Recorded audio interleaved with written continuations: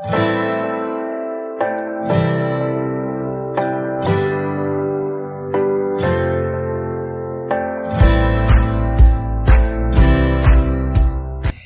this video, we will discuss class 10th subject science lesson number 1 chemical reaction and equation। इस video में हम discuss करेंगे कक्षा 10 के साइंस बुक से लेसन नंबर 1 जिसका नाम है केमिकल रिएक्शन एंड इक्वेशन। इस चैप्टर को बिल्कुल डिटेल में डिस्कस करेंगे, तो शुरू करते हैं। तो इसमें सबसे पहला कॉन्सेप्ट आता है हमारा केमिकल रिएक्शन। केमिकल रिएक्शन क्या होता है? It is a process in which one or more substances formed new substances. ये एक ऐसा प्रोसेस होता है जिसमें कोई एक या एक से ज्यादा सब्सटेंसेस एक या एक से ज्यादा नए सब्सटेंसेस बनाए, और जो ये नए सब्सटेंसेस बनेंगे इनकी प्रॉपर्टीज यानी गुण धर्म बिल्कुल डिफरेंट होंगे जिनसे ये मिलके बने हैं। And it can not be reversed by physical methods, और इनको रिवर्स नहीं किया जा सकता है फिजिकल मेथड्स के द्वारा। रिवर्स का मतलब क्या हो जाएगा? जो ये नया सब्सटेंस बने हैं, अगर हम चाहें इनको वापस उन्हीं सब्सटेंसेस में कन्वर्ट करना जिनसे ये मिलके बना है, तो इसको फिजिकल मेथड से नहीं किया जा सकता है। फिजिकल मेथड आप क्लास 9th में पढ़ चुके होंगे, यहाँ पर मैंने उनमें से कुछ लिख दिए हैं, जैसे कि magnetism, filtration, centrifugation, distillation, evaporation. इन सभी फिजिकल मेथड से किसी भी केमिकल रिएक्शन को रिवर्स नहीं किया जा सकता है। नेक्स्ट है हमारा chemical reaction involves. Chemical reaction जब होगा तो उसमें क्या क्या चीजें शामिल होंगी? Change in state. Change in state का मतलब क्या होगा? केमिकल रिएक्शन होने से पहले जो सब्सटेंस है और केमिकल रिएक्शन होने के बाद जो सब्सटेंस हमें मिलेंगे उनकी स्टेट चेंज हो सकती है। सॉलिड से लिक्विड, लिक्विड से गैस, या गैस से सॉलिड या लिक्विड, मतलब कि कोई भी स्टेट चेंज हो सकती है। Change in colour. Chemical reaction होने से पहले के सब्सटेंस और केमिकल रिएक्शन होने के बाद के सब्सटेंस का कलर डिफरेंस हो सकता है। टेम्परेचर में इसी तरह से टेम्परेचर में चेंज हो सकता है, और एवोल्यूशन ऑफ गैस, गैस भी निकल सकती है। Chemical reaction happen in our daily life. Chemical reaction को हम समझ चुके हैं, उसके कुछ एग्जांपल्स ले लेते हैं जो हमारी डेली लाइफ में होते रहते हैं। तो फर्स्ट है डाइजेशन ऑफ फूड। जो भी हम खाना खाते हैं उसका पचना, वो भी क्या है? केमिकल रिएक्शन है। रेस्पिरेशन, रेस्पिरेशन यानी सांस लेना। हम ऑक्सीजन इनहेल करते हैं और कार्बन डाइऑक्साइड एक्सहेल करते हैं, तो ये भी क्या है? केमिकल रिएक्शन है। रस्टिंग ऑफ आयरन, लोहे पर जंग लगना। लोहे पर जंग लगना जो होता है ये एक स्लो केमिकल रिएक्शन है, ठीक है। फॉर्मेशन ऑफ कर्ड, दही का बनना भी एक केमिकल रिएक्शन है। ये जो भी है ये हमारी डेली लाइफ में होते रहते हैं। अगर इनके अलावा अगर हम बात करें, जैसा कि एक्टिविटी 1.1 में दिया गया है, मैग्नीशियम रिबन को हम एयर में बर्न करते हैं, वो भी एक केमिकल रिएक्शन है। एक्टिविटी 1.2 में जो दिया गया है, लेड नाइट्रेट में हम पोटेशियम आयोडाइड को ऐड करेंगे, ये भी एक केमिकल रिएक्शन है। और एक्टिविटी 1.3 में सल्फ्यूरिक एसिड या फिर हाइड्रोक्लोरिक एसिड में हम जिंक ग्रेन्यूल्स यानी जिंक की गोलियां डालेंगे, तो वो भी एक केमिकल रिएक्शन होगा, ठीक है। ये कुछ एग्जांपल्स हो गए हैं केमिकल रिएक्शन के। तो केमिकल रिएक्शन में दो इंपॉर्टेंट चीजें आती हैं, रिएक्टेंट्स और प्रोडक्ट्स। मतलब ये सिर्फ केमिकल रिएक्शन में ही नहीं, जब हम केमिकल इक्वेशन लिखेंगे तो भी हमें रिएक्टेंट्स और प्रोडक्ट्स की पहचान करनी होगी। तो रिएक्टेंट्स क्या होते हैं? Who take part in chemical reaction. Reactants वो होते हैं जो केमिकल रिएक्शन में हिस्सा लेते हैं, ठीक है, भागीदारी लेते हैं। And products the substance which are formed in a chemical reaction. Products वो होते हैं जो सब्सटेंस उस केमिकल रिएक्शन में जो नया सब्सटेंस बनता है उसे हम कहेंगे प्रोडक्ट्स, ठीक है। जो भी नए सब्सटेंस बनेंगे, जरूरी नहीं है कि एक बने, ज्यादा भी बन सकते हैं। एग्जांपल ले लेते हैं और अच्छी तरह से हमें ये समझ में आ जाएगा। तो एग्जांपल है एक्टिविटी 1.1 से लिया है हमने, जब when magnesium ribbon burned in air gives us magnesium oxide. जब मैग्नीशियम रिबन को एयर में बर्न किया जाता है, एयर यानी कि ऑक्सीजन, क्योंकि ऑक्सीजन ही गैस होती है जो बर्निंग के लिए रिस्पॉन्सिबल होती है, तो एयर की जगह हम कहेंगे ऑक्सीजन। तो मैग्नीशियम रिबन को ऑक्सीजन में जब बर्न किया जाता है तो वो हमें क्या प्रोवाइड करता है? नया सब्सटेंस, मैग्नीशियम ऑक्साइड। तो यहाँ पर रिएक्टेंट्स क्या होंगे? रिएक्शन में पार्ट कौन कौन ले रहा है? यहाँ पर मैग्नीशियम रिबन है, ठीक है। तो मैग्नीशियम रिबन और ऑक्सीजन, तो ये दोनों जो होंगे ये होंगे रिएक्टेंट्स, ठीक है। और प्रोडक्ट्स क्या होंगे? प्रोडक्ट हमारा यहाँ पर सिर्फ एक ही आ रहा है, जरूरी नहीं है एक है, ज्यादा भी हो सकते हैं। मैग्नीशियम ऑक्साइड, नया सब्सटेंस बन रहा है मैग्नीशियम ऑक्साइड, तो ये हो जाएगा हमारा प्रोडक्ट, ठीक है। नेक्स्ट टॉपिक है हमारा केमिकल इक्वेशन। केमिकल इक्वेशन क्या होती है, इसे किस तरह से लिखा जाता है? अ chemical reaction can be represented by chemical equation. कोई भी केमिकल रिएक्शन होता है उसको केमिकल इक्वेशन की सहायता से दर्शाया जा सकता है, शो किया जा सकता है। It involves uses of symbol of substance of reactant and products. इसमें सिंबल्स का यूज किया जाता है। जो भी सब्सटेंस रिएक्शन करते हैं, चाहे वो रिएक्टेंट्स में हो चाहे वो प्रोडक्ट्स में हो उनके सिंबल्स का यूज किया जाता है, और उसके साथ साथ with mention of physical state, और उनकी फिजिकल स्टेट भी मेंशन की जाती है। फिजिकल स्टेट यानी कि वो सॉलिड है, जो भी सब्सटेंस सॉलिड हो सकता है, लिक्विड, गैस या एक्वस, तो इन सब के सिंबल्स का यूज, इन सब के सिंबल्स का भी यूज किया जाता है। सॉलिड के लिए हम एस का यूज करेंगे, लिक्विड के लिए एल, गैस के लिए जी और एक्वस के लिए ए क्यू। एक्वस क्या होता है ये हम पढ़ेंगे, पहले केमिकल इक्वेशन का एग्जांपल ले लेते हैं। एग्जांपल है यहाँ पर एक्टिविटी 1.1 से, magnesium ribbon burnt in air gives us magnesium oxide. एक केमिकल रिएक्शन होता है, मैग्नीशियम रिबन को ऑक्सीजन की प्रेजेंस में बर्न किया जाता है तो वो हमें मैग्नीशियम ऑक्साइड देता है। तो इसकी केमिकल इक्वेशन किस तरह से लिखी जाएगी, यहाँ पर हम सबसे पहले ये ढूंढेंगे कि यहाँ पर रिएक्टेंट क्या है। तो रिएक्टेंट है यहाँ पर मैग्नीशियम और ऑक्सीजन। तो मैग्नीशियम का सिंबल, हमें सिंबल्स का यूज करना है, तो मैग्नीशियम का सिंबल होता है Mg और ऑक्सीजन का सिंबल होता है O2। और जो भी दो रिएक्टेंट है तो दोनों के बीच में एक प्लस का साइन लगाएंगे, ठीक है, प्लस का साइन लगाएंगे, चाहे वो दो रिएक्टेंट और दो से ज्यादा भी होंगे तो सभी के बीच में प्लस प्लस का साइन लगाएंगे। अगर प्रोडक्ट दो या दो से ज्यादा होंगे तो उनके बीच में प्लस का साइन आएगा सभी के बीच में, ठीक है। अब मैग्नीशियम और ऑक्सीजन दोनों मिलकर ये रिएक्शन में पार्ट ले रहे हैं तो प्लस का साइन लगा दिया। अब लगाएंगे हम एक एरो। एरो जो है वो रिएक्शन की डायरेक्शन को दर्शाता है, ठीक है। तो यहां पर ये रिएक्शन करेंगे और हम बनाएंगे मैग्नीशियम ऑक्साइड, ठीक है। और जो ये एरो होता है इसके टेल की तरफ होते हैं रिएक्टेंट्स और हेड की तरफ होते हैं प्रोडक्ट्स, ठीक है। तो ये हमेशा ध्यान रखना है, प्रोडक्ट हमेशा एरो के हेड की तरफ लिखा जाता है और टेल की तरफ रिएक्टेंट्स लिखे जाते हैं। तो इस तरह से ये केमिकल इक्वेशन लिखी जाएगी।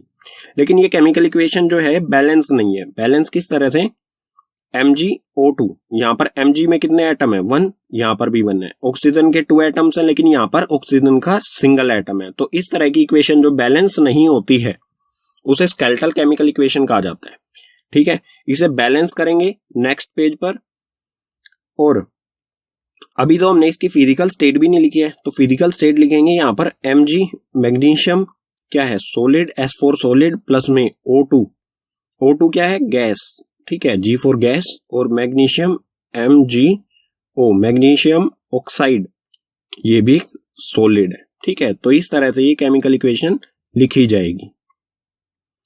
अब बात करते हैं एक्वस। एक्वस क्या होता है, it is a solution in which solvent is water. कोई भी चीज पानी में घुली हुई होती है, उस सब्सटेंस, सिर्फ हम उस सब्सटेंस की बात करते हैं जो पानी में घुला हुआ है, तो हम उसे कहेंगे एक्वस, ठीक है। जहां पर सॉल्वेंट वाटर होता है तो वो होगा एक्वस सॉल्यूशन। तो अब हम देखेंगे how to balance a chemical equation. Chemical equation को किस तरह से बैलेंस किया जाता है, उसके लिए एग्जांपल लेंगे हम यहाँ पर Fe प्लस H2O। रिएक्शन करने के बाद क्या बना, Fe3O4 प्लस में H2। Fe जो सिंबल होता है ये होता है आयरन का। तो आयरन वाटर के साथ रिएक्शन करके आयरन ऑक्साइड यानी फेरिक ऑक्साइड, फेरिक भी कहा जाता है आयरन को, ठीक है, फेरिक ऑक्साइड बनाता है या आयरन ऑक्साइड बनाता है और हाइड्रोजन गैस उसमें से रिलीज होती है। तो इसको हम बैलेंस करके देखेंगे इसे किस तरह से, किसी भी केमिकल इक्वेशन को किस तरह से बैलेंस किया जाता है। इसका कोई स्पेसिफिक फॉर्मूला नहीं होता है, तो इसको हिट एंड ट्रायल से सोल्व करेंगे, बैलेंस करेंगे, ठीक है। तो Fe सबसे पहले हम क्या करेंगे, इसके लिए एक टेबल बनाएंगे। टेबल में क्या रखेंगे हम, एलिमेंट्स, रिएक्टेंट और प्रोडक्ट्स, ठीक है। एलिमेंट क्या है यहाँ पर, Fe ये रिएक्टेंट्स हैं और ये प्रोडक्ट्स हैं, ठीक है, ये रिएक्टेंट और ये प्रोडक्ट। तो हम यहाँ पर चेक करेंगे Fe के कितने एटम्स हैं रिएक्टेंट में और Fe के कितने एटम है प्रोडक्ट्स में। तो चेक कर लेते हैं, यहाँ पर Fe अकेला है, यहाँ पर कुछ नहीं लिखा हुआ है तो समझो Fe का यहाँ पर एक एटम है और यहाँ पर Fe के 3 एटम्स है, तो दोनों को लिख लेंगे। रिएक्टेंट में Fe का 1 एटम है और प्रोडक्ट में 3 एटम है। इसी तरह से हाइड्रोजन का चेक करेंगे, हाइड्रोजन के रिएक्टेंट में 2 है और प्रोडक्ट में भी 2 है, तो यहाँ पर 2 और यहाँ पर भी 2।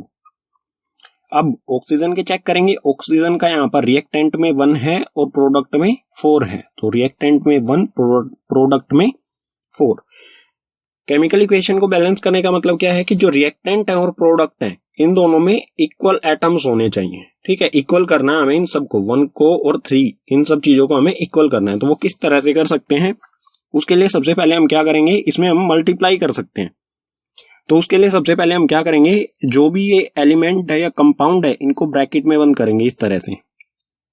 ब्रैकेट में बंद करने का मतलब है कि ब्रैकेट के अंदर जो है हम उसमें कोई चेंज नहीं कर सकते हैं। जो भी हमें चेंज करना है, जो भी हमें कुछ नंबर लिखना है वो इसके आगे लिख सकते हैं। ठीक है, यहां पर लिख सकते हैं, यहां पर या यहां पर या यहां पर।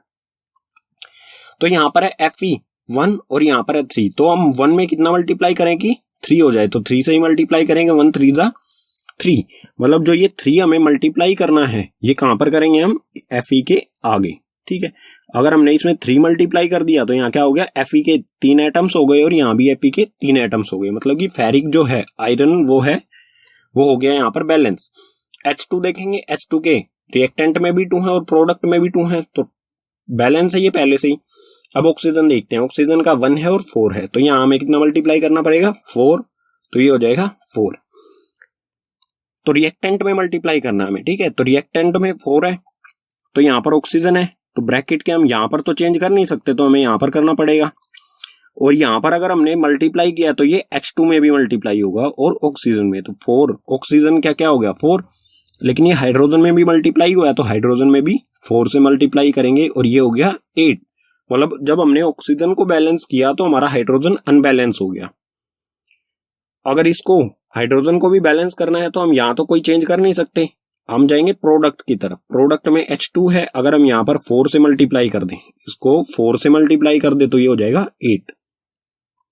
तो यहां पर हमने लिख दिया है 4 4 टू द 8। ये हो गई बैलेंस इक्वेशन। अब इसको फिजिकल स्टेट, इसकी फिजिकल स्टेट के साथ इसे दोबारा लिखेंगे। ठीक है, फिजिकल स्टेट मैंने पीछे वाले पेज पर समझा ही दिया था, जैसे कि solid, S for solid, R for liquid, G for gas और AQ मींस एक्वस।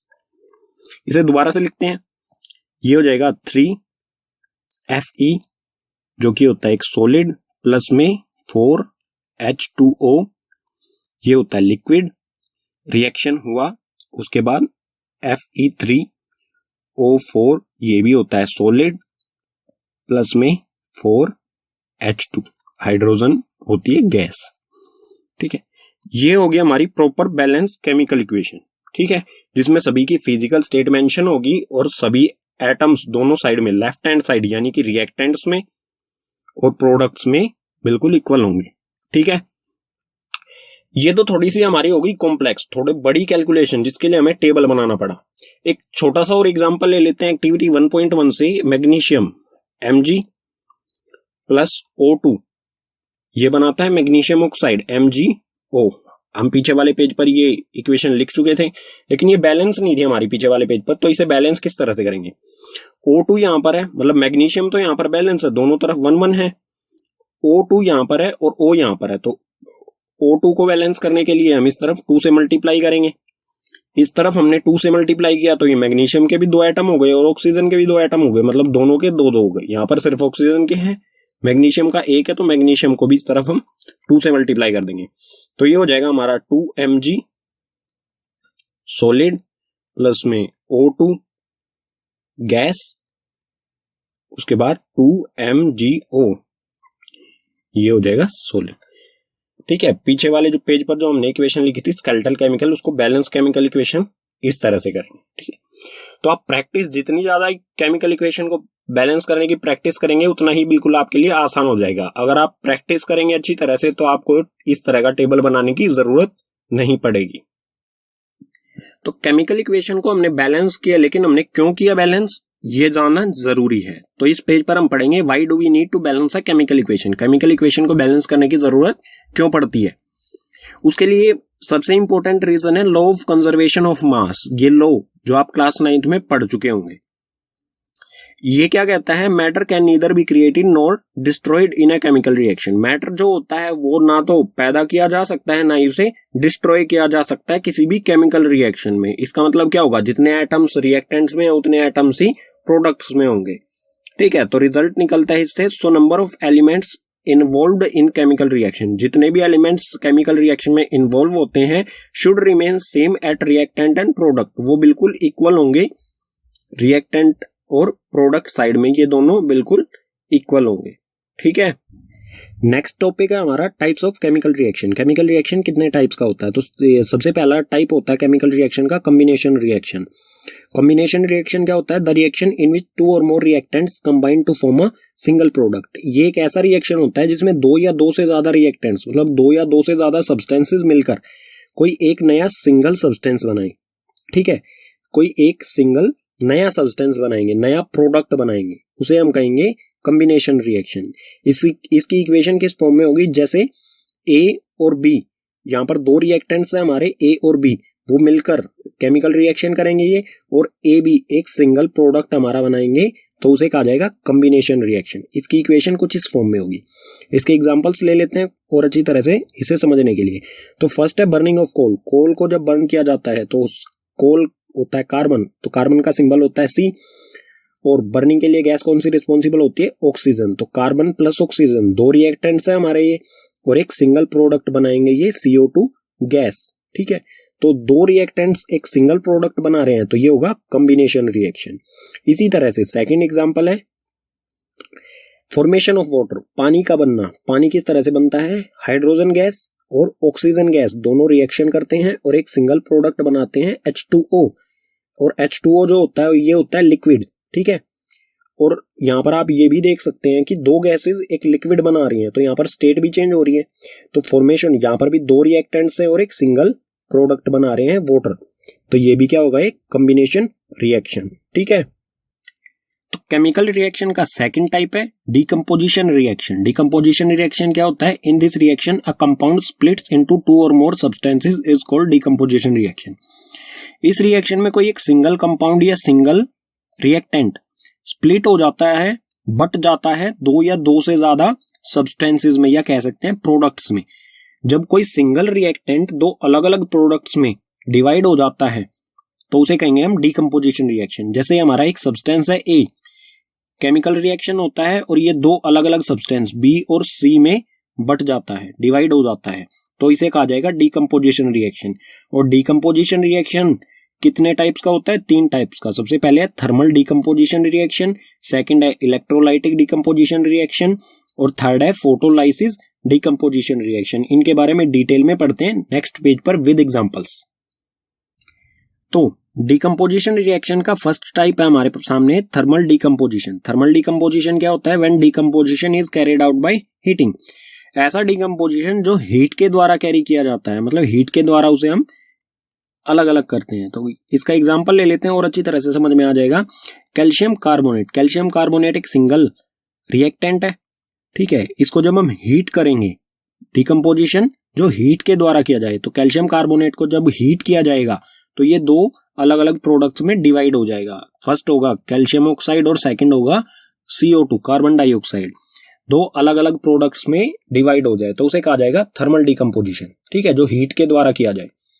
सेकंड है हमारे सामने electrolytic decomposition. Electro means electricity, तो इसी वर्ड से आप समझ सकते हैं when decomposition is carried out by passing electricity. जब ये डीकंपोजिशन किस तरह से होता है? इलेक्ट्रिसिटी पास करने से। ठीक है, जैसा कि एग्जांपल ले लेते हैं H2O it means water. Water में से जब हम इलेक्ट्रिक करंट पास करेंगे तो उसमें से 2 गैसेस निकलती हैं, हाइड्रोजन गैस और ऑक्सीजन गैस। मतलब वाटर जो होता है वो किस में कन्वर्ट हो जाता है? हाइड्रोजन और ऑक्सीजन 2 अलग अलग प्रोडक्ट्स में कन्वर्ट हो जाता है। तो एक सिंगल प्रोडक्ट जब इलेक्ट्रिक करंट से 2 अलग अलग प्रोडक्ट्स में कन्वर्ट हो जाता है तो उसे कहा जाता है इलेक्ट्रोलाइटिक डीकंपोजिशन रिएक्शन। ठीक है, डीकंपोजिशन रिएक्शन का थर्ड टाइप है फोटोलाइसिस डीकंपोजिशन। फोटोलाइसिस डीकंपोजिशन क्या होता है? When decomposition is carried out in presence of sunlight. ऐसा डीकंपोजिशन जो कि सनलाइट की वजह से होता है उसे कहा जाता है फोटोलाइसिस डीकंपोजिशन। ठीक है, इसका एग्जांपल ले लेते हैं यहाँ पर सिल्वर क्लोराइड। Ag सिल्वर का सिंबल होता है, तो सिल्वर क्लोराइड को जब हम सनलाइट में रखेंगे तो वो क्या हो जाएगा? किस में कन्वर्ट हो जाएगा? सिल्वर और क्लोरीन दोनों अलग अलग हो जाएंगे। तो यहाँ पर क्या हो रहा है? एक सिंगल कंपाउंड को हम जब सनलाइट में रखेंगे तो वो अलग अलग 2 अलग अलग एलिमेंट्स में डिवाइड हो जाता है, तो उसे कहा जाता है फोटोलाइसिस डीकंपोजिशन, जो सनलाइट की वजह से होता है। ठीक है, इसका यूज कहां पर किया जाता है? तो ये रिएक्शन किया है हमने, इसका यूज कहां पर किया जाता है? Above reaction is used in black and white photography.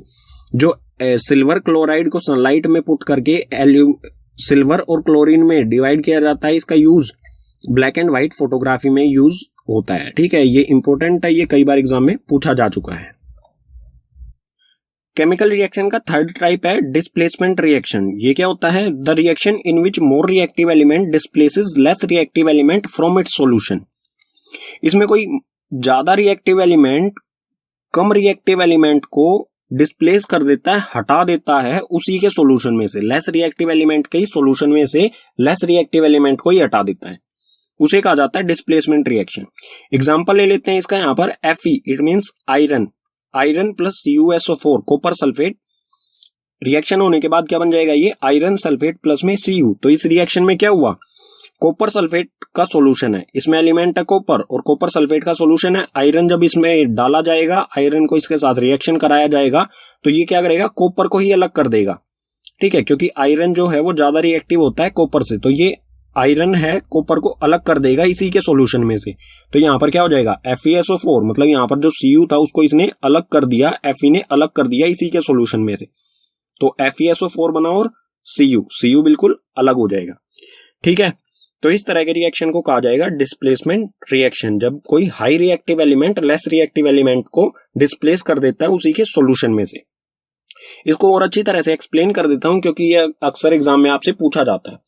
तो एक टेस्ट ट्यूब लेंगे, एक्सपेरिमेंट है ये। ठीक है, टेस्ट ट्यूब है, टेस्ट ट्यूब में कॉपर सल्फेट सॉल्यूशन लेंगे। ठीक है, ये टेस्ट ट्यूब A है, इसमें कॉपर सल्फेट सॉल्यूशन लिया।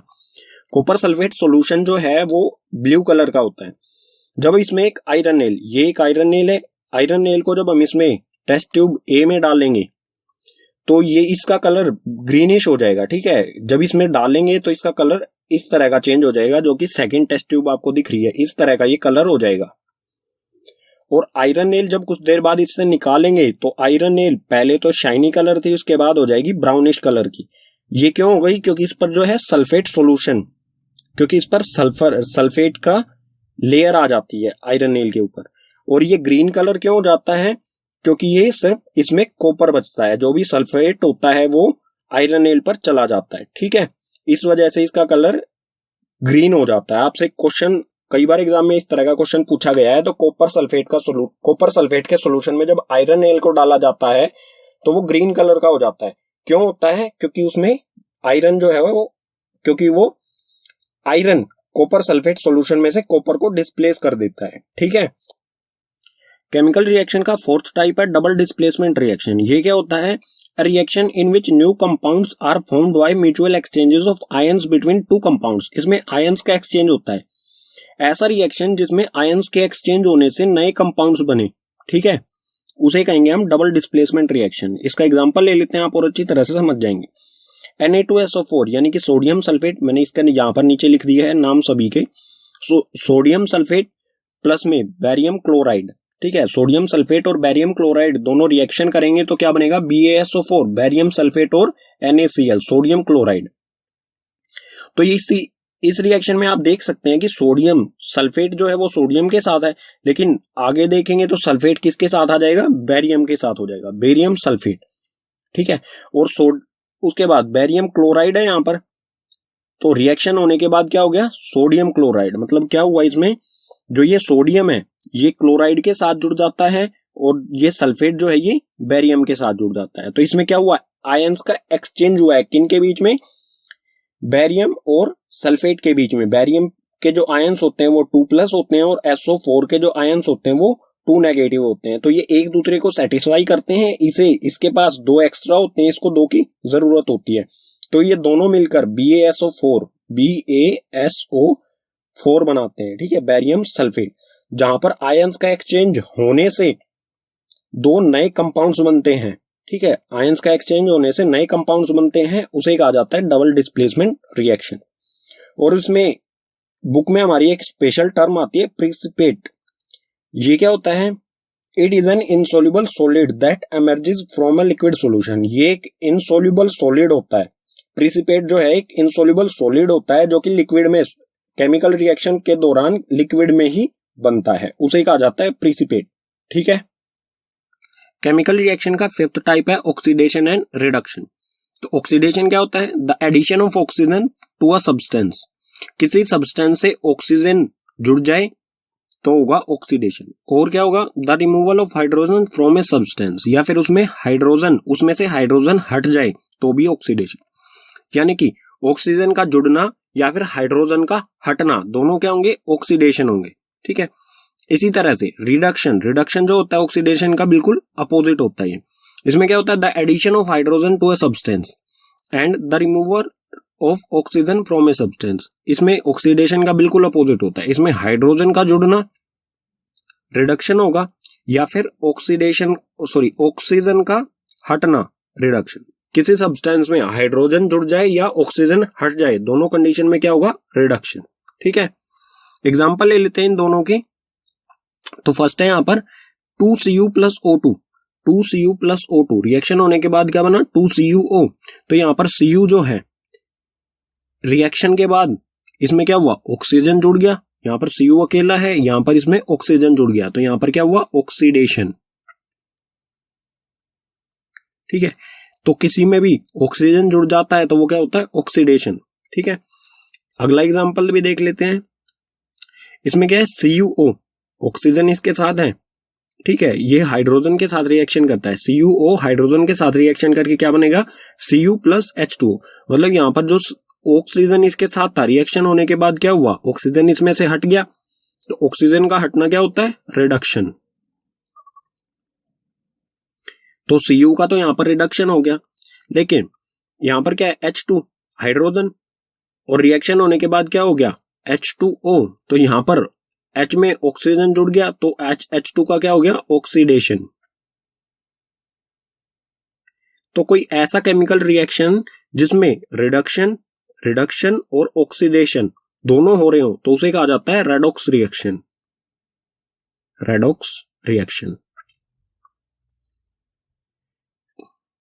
अब है effects of oxidation in daily life. हमारी डेली लाइफ में ऑक्सीडेशन के क्या प्रभाव पड़ते हैं।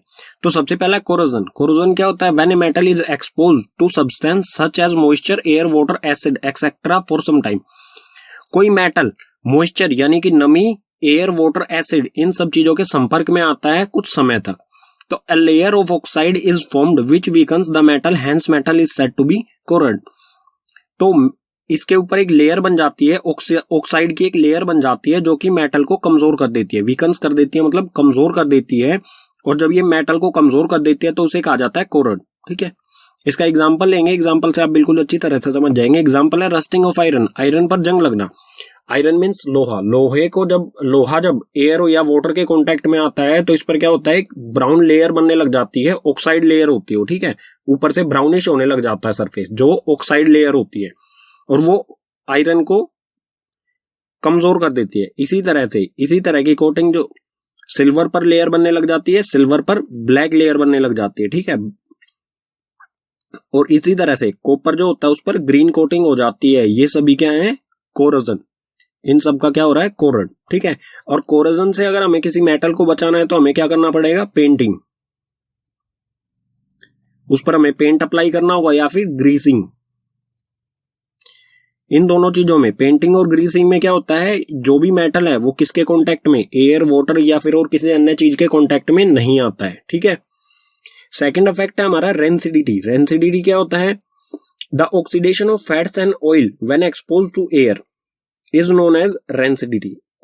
फैट्स या फिर ऑयल्स, यानी कि हमारा जो खाना होता है या फिर ऑयल्स, उनका ऑक्सीडेशन हो जाना, किस वजह से, एयर के कांटेक्ट में आने से ऑक्सीडेशन हो जाना, उसे कहा जाता है रेंसिडिटी। इसके कारण क्या होता है, it leads to bad smell. इसके कारण क्या होता है, स्मेल, बुरी सी स्मेल आने लग जाती है जो भी फूड होता है, और उसका टेस्ट भी बेकार हो जाता है, बैड टेस्ट हो जाता है फूड का। ठीक है, तो इससे बचने, रेंसिडिटी जो है, इससे बचने के लिए क्या किया जाता है, फूड पैकेट्स, जो फूड पैकेट्स आते हैं, या फिर जैसे आप चिप्स पैकेट का एग्जांपल ले सकते हैं। चिप्स पैकेट होते हैं, अगर उसमें गैस डाली जाती है नाइट्रोजन, मतलब जो चिप्स पैकेट्स होते हैं उसमें से ऑक्सीजन गैस को निकाल के नाइट्रोजन गैस उसमें डाल दी जाती है, और जो नाइट्रोजन गैस होती है ये रेंसिडिटी से बचाती है। अगर नाइट्रोजन गैस नहीं डालेंगे तो जो चिप्स वगैरह होंगे वो बिल्कुल गल जाएंगे, अंदर खराब हो जाएंगे। उसको पैकेट को आप खोलोगे तो उसमें से बहुत बुरी सी स्मेल आएगी और टेस्ट भी उसका खराब हो जाएगा, वो बिल्कुल बेकार हो जाएंगे, खाने लायक नहीं रहेंगे। तो इससे बचने के लिए उसमें नाइट्रोजन गैस डाली जाती है जो कि ऑक्सीडेशन को, फूड को ऑक्सीडेशन होने से बचाती है। ठीक है, तो ये इंपॉर्टेंट क्वेश्चन बन जाता है यहाँ से। चिप्स पैकेट्स वगैरह जो होते हैं, फूड पैकेट्स, उसमें नाइट्रोजन गैस, कौन सी गैस डाली जाती है और क्यों डाली जाती है। ठीक है, केमिकल रिएक्शन के टाइप्स कंप्लीट हो चुके हैं, लेकिन chemical reaction also classify on the basis of temperature. Chemical reaction को टेम्परेचर के बेसिस पर भी क्लासिफाई किया जाता है दो पार्ट्स में। फर्स्ट है एंडोथर्मिक रिएक्शन और सेकंड एक्सोथर्मिक रिएक्शन। इन दो पार्ट्स में से टेम्परेचर के बेस पर क्लासिफाई किया जाता है, बांटा जाता है। तो एक्सोथर्मिक रिएक्शन क्या होता है? Reaction in which heat is released along with formation of product called exothermic reaction. ऐसा रिएक्शन जिसमें प्रोडक्ट बनने के साथ साथ उसमें से हीट रिलीज होए या फिर टेम्परेचर इंक्रीज होए तो उसे कहेंगे हम एक्सोथर्मिक रिएक्शन। इसका एग्जांपल ले लेते हैं और अच्छी तरह से समझने के लिए। एग्जांपल है इसका burning of natural gas. Natural gas को बर्न किया जाता है, ठीक है, तो नेचुरल गैस होती है CH4 जिसे मीथेन कहा जाता है। मीथेन गैस को ऑक्सीजन की प्रेजेंस में बर्न करेंगे तो ये बनेगा CO2 कार्बन डाइऑक्साइड गैस बनेगी और H2O गैस। H2O वाटर होता है लेकिन ये गैस की फॉर्म में है, मतलब वेपर की फॉर्म में है। तो H2O बनेगा और बहुत सारी हीट भी रिलीज होगी। जब गैस को बर्न करते हैं तो उसमें से हीट रिलीज होती है। तो इस तरह के रिएक्शन को कहा जाएगा जिसमें हीट रिलीज होती है, उसे एक्सोथर्मिक रिएक्शन। ठीक है, एंडोथर्मिक क्या होता है? अब है endothermic reaction, the reaction which require energy in form of heat, light और इलेक्ट्रिसिटी कॉल्ड एंडोथर्मिक रिएक्शन। ऐसा रिएक्शन जिसको कराने के लिए एनर्जी की जरूरत पड़ती है उसे कहा जाता, किस तरह की energy? Heat energy, light energy या इलेक्ट्रिकल एनर्जी की जरूरत पड़े जिस रिएक्शन को कराने में, उसे कहा जाएगा एंडोथर्मिक रिएक्शन। या फिर हम कह सकते हैं कि इसमें एनर्जी जो है वो एब्जॉर्ब होती है, तो वो होगा एंडोथर्मिक रिएक्शन। इसके एग्जांपल्स क्या होंगे? इसके एग्जांपल्स होंगे वही जो आप पीछे डीकंपोजिशन रिएक्शन में पढ़ चुके हैं। डीकंपोजिशन हीट के द्वारा किया जाता है, हीट के द्वारा किया जाता है, लाइट के द्वारा और इलेक्ट्रिसिटी, इन तीनों तरह से जो डीकंपोजिशन रिएक्शन किया जाता है वही इसके एग्जांपल हो जाएंगे एंडोथर्मिक रिएक्शन के। ठीक है, so that's all from this chapter. Chapter हो जाता है यहीं पर कंप्लीट। तो उम्मीद करूंगा कि आपको सभी टॉपिक समझ में आए होंगे, जो भी कॉन्सेप्ट हैं। अगर आपको समझ में आए हैं तो प्लीज इस वीडियो को शेयर कीजिए अपने फ्रेंड्स या क्लासमेट के साथ। अगर आपको कोई भी टॉपिक ऐसा रह गया है जो समझ में नहीं आया है तो please mention in comment box section. And thanks for watching.